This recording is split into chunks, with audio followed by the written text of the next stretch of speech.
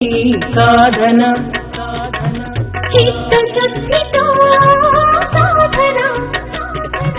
విజ్ఞానాశించే జిజ్ఞాసుల కోసమే సాధన సాధన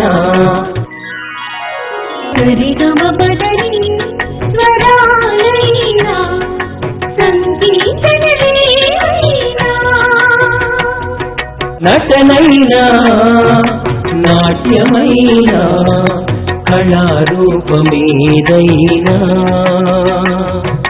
నేర్చుకుని మనసింటే నిలిపేందుకు గురువుంటే నిరంతరం దీక్షగా సాగాలి సాధన సాధన సాధన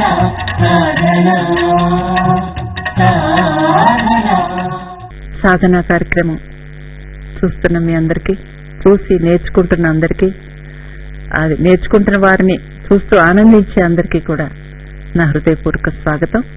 మరి నారదుడిలో కొంత భాగం నేర్చుకున్నారు కదా, మిగిలిన భాగం మీరు చూడబోతున్నారు.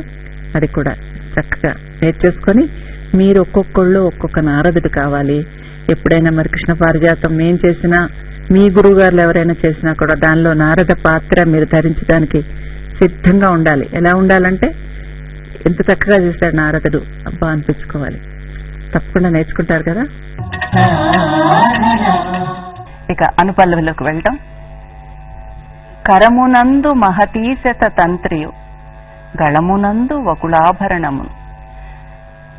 ఆయన నారదుడు యొక్క అంటే ఎప్పుడు కూడా పాత్ర ప్రవేశించినప్పుడు అసలు ఎలా ఉంటాడు, ఆహార్యం అనేది ముఖ్యం అక్కడ.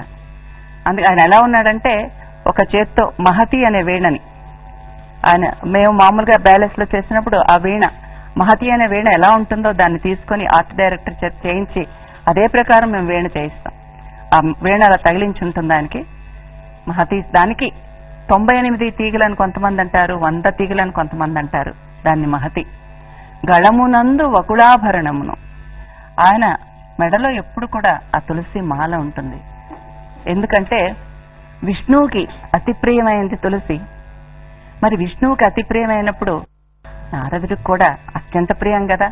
అందుకని తులసి మాలలు గాని ఈ చేతులకు గాని అన్ని తులసి మాలలు భరితంగా ఉంటుంది ఆయన క్యారెక్టర్ మొత్తం.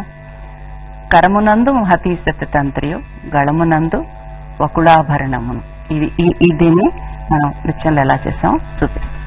కరమునందు మహతీశత తంత్రియు కరమునందు మహతీశత తంత్రియు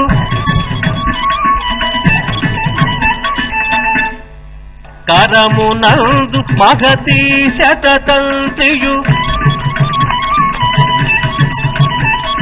కరమునందు మహతీశత తంత్రియు.